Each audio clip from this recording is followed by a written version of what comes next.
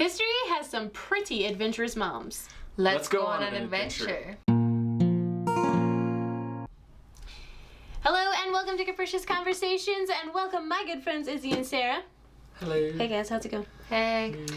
So, tomorrow is Mother's Day, and so we wanted to take you through history and look at some of the most adventurous moms in history. Now here's the thing, guys. We want to celebrate every mom because motherhood in and of itself is a pretty big adventure.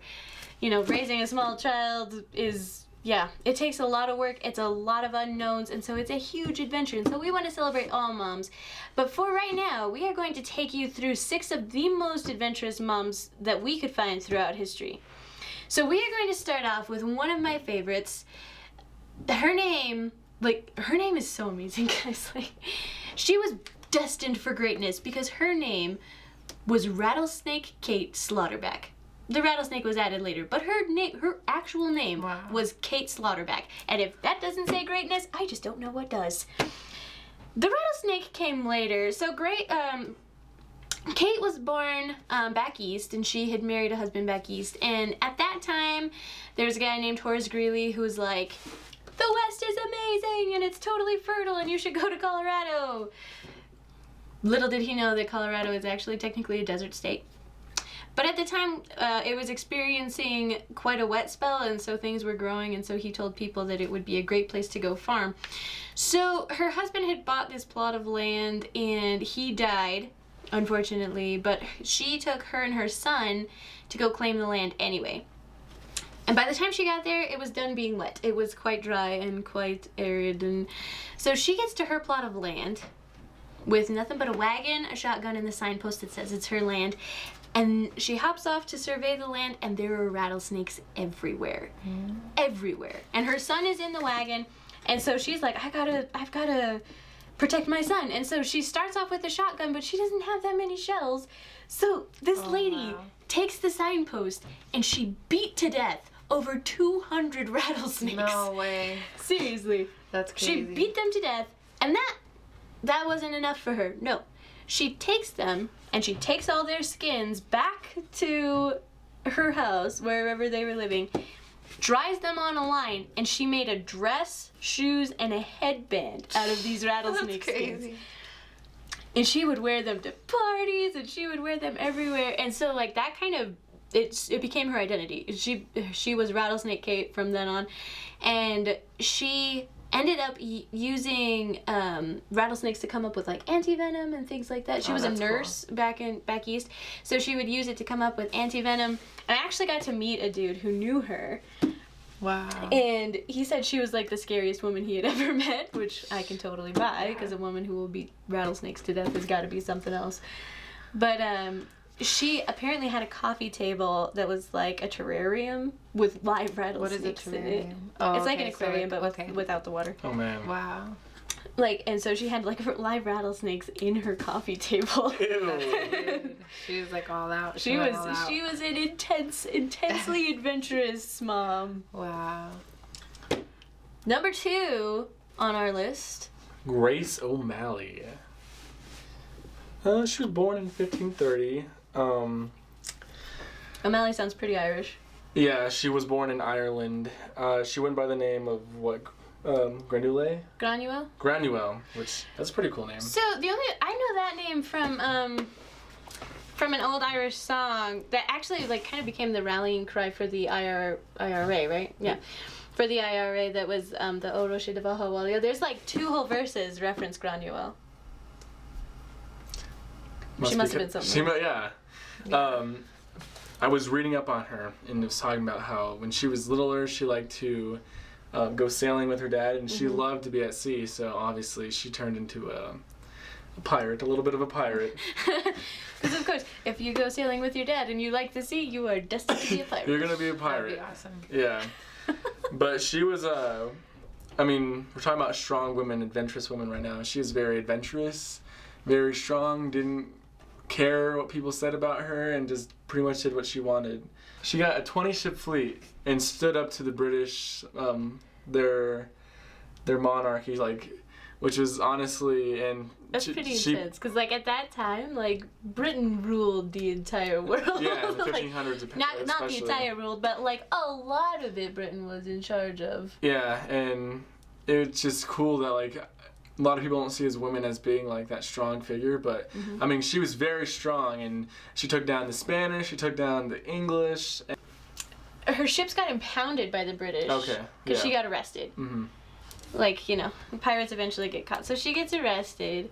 And she was older at that time. She was like 63 or something like that.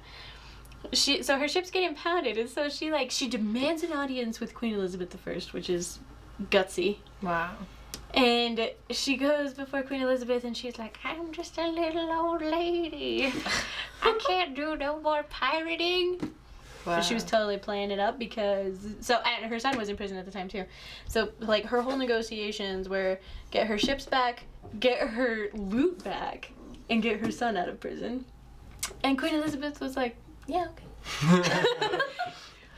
Wow. But, Granuel did not keep up her end of the bargain. So the next lady, and her name is Cheng Aisao, and she was also a pirate, but she ruled more in the southern seas, right?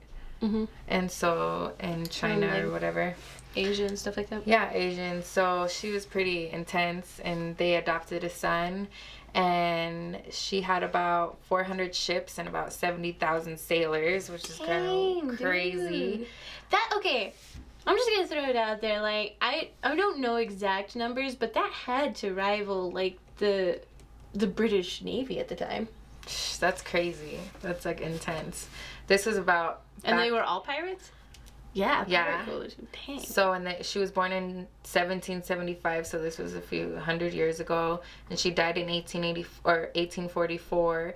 And then she also, like, after her husband died, she developed a code of laws that were strictly enforced, and, like, they were like, respect women, don't hurt female prisoners, like, all this kind of stuff. And she also sought a pardon for her fleet. So that's Did she pretty get cool. it? Now that the government could concentrate on her men and ships, and received it. Yep, she received it. So she received a pardon for her whole crew. Not only was she a crazy pirate, she was the terror of the Asian ocean area, but then she got everybody pardoned. She got everybody off scot-free. That's crazy. That's an intense lady right there, y'all. Yep. And she was, so as far as I know, her son kind of took over for her after she retired and they got pardoned so he could just continue his marauding ways. Next we have Lady Evelyn Carnarvon, yes. And if that last name, right, sounds familiar to you, it's because her father, who was, what's his face? Lord Carnarvon. Yeah, Lord Carnarvon, there we go. He's the one that first opened King Tut's tomb, but Lady Evelyn was actually there when he opened it. So it's a little bit different from being a pirate, but, like, that is still, like, it's awesome. And also, what was cool about her too is that everyone thought there was this big curse that was going on because they opened King Tut's tomb because her dad died a couple of years afterwards, and her brothers and other men who came down to King Tut's tomb were, like, dying off, and everyone's like, oh, it's the King Tut's curse. But she lived to be pretty old. She died in 1980, which was, like, I mean, that was pretty recent. She was pretty old. Yeah. So, guess it didn't work on ladies. Maybe King Tut's tomb was only a man thing. I love this, like, that era of exploring and adventuring. That's the kind of old school adventure that really, like, gets my blood going, because I'm just like, that kind of turn of the century, everything was being discovered, especially in Egypt. Yeah. There was so much discovery happening, and I mean, like, you could, like, throw a rock and dig and find something in the Valley of the Kings. And That'd be cool. Lord Carnarvon and Lady Evelyn Carnarvon just happened to find King Tut's tomb, which he's one of the most influential kings. Well, after Akhenaten, and he was actually the son of Akhenaten. Wow. Yeah. So there you go. But so she was out there in the thick of it, in the desert in Egypt, in the Valley of the Kings, and she was the second one into King Tut's tomb. All right, so our next mother is Hatshepsut, which she was like the first Egyptian pharaoh, right? Or female pharaoh. Yeah. And it says that by Egyptologists that she was regarded as one of the most successful pharaohs. So that's pretty awesome. Yeah. And she reigned longer than any other Egyptian pharaoh. That's right. Yeah, and according to... Because apparently these, like, Egyptian curses and things don't work on women. Wow. And she is regarded as the first great woman in history of whom we are informed. So that's pretty Eve, guys. Yeah, Eve. There you go. And the last one that we're going to talk about as far as historical women, you have never heard of, I guarantee you. Unless you know me very well. But some of you might know. Some of you might have heard, but I don't even think you ever met her. No. But we're going to give it to my great-grandma Grace, who was one of the most adventurous women I have ever met in my life. And she was awesome. I think, you know, you look at people that you can pattern your life after, and I'm like, man, I want to be like Grandma Grace because she was so cool. She was a farm wife in Iowa. After her kids were mostly grown, she still had one at home. But after her kids were mostly grown, and she was in her 50s, her and my great-grandfather decided they're going to go be missionaries in Africa. And so she's like mid-50s or something like that. They sent my uncle to a boarding school with some other missionary kids that were living in the Congo at the time. And they were in Zaire, guys, which if you... Well, it's not the Zaire anymore. It's the Democratic Republic of the Congo.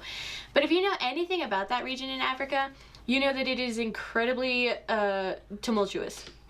So there's been wars like so consistently throughout history. Like the tribal structure, they don't get along super well. And it's one of the most intense places as far as like, you know, the witch doctors and things like that. That there's a lot going on in Zaire. And so my grandpa went over there to kind of help teach dryland farming because that's what he did once they moved to Colorado. Cool. And my grandma went over as a midwife, and so she would ride by herself through war-torn Zaire on a motorcycle, like miles and miles and miles to villages to help deliver babies. Wow, that's she awesome. was amazing. That's awesome. And then she died when she was like 91 because she decided that she was ready to go. Wow. And she was like, hey guys, I'm ready to go see Jesus. I'm out of here. Peace. And literally, like the week that she died, she called all of her grandkids and all of her sons and daughters, and she was like, hey guys, I love you. Just wanted to say I love you. And I'm ready to go home. And then after she had talked to everybody, she went home. That's awesome. And she was awesome. And she's left such a legacy for us in terms of her faith and her adventurous spirit and just her tenacity. And we also wanted to pay tribute to our moms because our moms, like we said, motherhood is a massive, is a massive adventure. And my mom, she kind of took like an extra huge adventure because my mom homeschooled us. Yeah. All the way through high school. There was 3, so me and my sister and my brother, and she homeschooled us all the way through high school. Wow. And she did not, at that point, she did not have a teaching degree. My sister was born when my mom was 18, so she didn't even graduate high school. She got her GED. That's good. And then she taught herself how to teach while she was teaching us. And all of us, we graduated high school with honors. We've graduated every institute of higher education that we've ever been to with honors. That's amazing. Because my mom. My mom is awesome as well. She had like a tough life growing up, and she just kind of had it rough. But as soon like when she came to Jesus Christ, like she's been like just telling me lately about like her history kind of and stuff like that. And what I find most admirable about her is just that she prayed a lot of people that she had in her life to Christ. You know, awesome. she would pray for them, and she forgave them for the things, you know, how they hurt her, and she prayed for them, and God brought them to Christ. And so that's way cool. The fact that I was just like, wow, like I think that's the most admirable thing about her. My mom, I'm only 16, so I haven't got to experience. I mean, I think I know my mom pretty well, and So you've known her for 16 years. Yeah. That's pretty good. But I realized, like, my mom, like, her life has been somewhat of a struggle, you know? And it's been definitely difficult at times, and definitely a lot of people have hurt her, but her willingness to forgive and like forgive me for things I've said to her, and just forgive, and is so awesome to me. And that's probably one of the best things about my mom to me. But I guess my mom's kind of like yours. My mom's going back to school to be a nurse practitioner, which is awesome. But it's funny though. It's funny because I will be in college with my mom. And so we'll see where that. I was telling you. You might not be in the same. You probably will be in the same class. No, we won't. No. There were a couple of times where I was in the same class with my mom. I'm like, I love you, Mom. I love you with all my heart, but never again. Yeah. And the funny thing though now is that my mom and I work at the same school. We teach at the same school, so That's awesome. we love your mom. Yeah. We love your mom. We love your mom. We love our moms. We love our moms. We love our moms, and we know that you guys love your mom. So if your mom has done something super adventurous, drop us a line and let us know. I would love to hear what your moms have done so that we can celebrate your moms too.